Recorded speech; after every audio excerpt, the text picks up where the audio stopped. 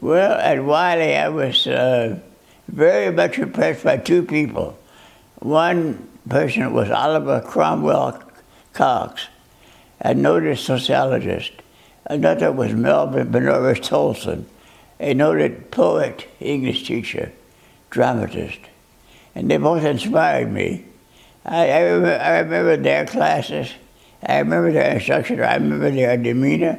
I remember their sort of zest for life.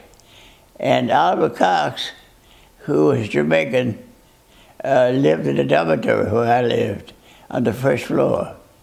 And he had two PhDs, both from Chicago, one in economics and one in... This is Wiley College, a black man teaching sociology, had 2 degrees from Illinois, University of Illinois, University of Chicago, in economics and sociology. And I remember his first lecture. And by the way, words from his first lecture I have in my dissertation several years later, several decades later. So that the leadership was there. There were chaplains at Wiley that really inspired me. There were teachers of religion at Wiley that inspired me. So that is how I came along to appreciate that role for my future sort of avocation and vocation. So can you talk a little bit about how you ended up getting to be the president of any school? In other words, you started in college with these inspirational instructors, but then you moved into different positions in your career. Good question. Now, some people will call that the Peter Principle, and that's a negative thing. Mine was the Peter Principle in reverse.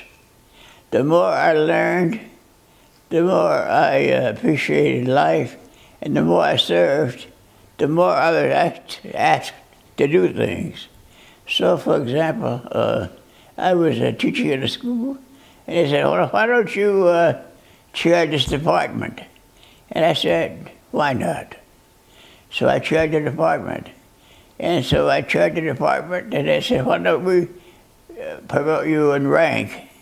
So I said, why not? So I went from instructor to chair of the department to professor. And that helped also. That was sort of the way things happened. I'm saying to you that the things unfolded for me as I appreciated more and more the accolades that came to me because of what I had accomplished. And it was easy to say yes to most of those things, including a college presidency. I didn't want to be a college president. I was very happy in Atlanta. My wife was studying there. The kids were happy there. And I was happy in a situation there. And I always wanted to live in Atlanta. I didn't need to move. And somebody said to me, a person who became a very good friend of ours, whose name was Benford Elijah Mays, who was the president of the Morehouse, but was also a member of the Board of Trustees at Paine College. And he came one day and said, Scott, I have a mission for you. And when he said he had a mission for me, and they called me one of Benny's boys, by the way. When he said he had a mission for me, I sort of knew what that meant. So we packed up and left Atlanta.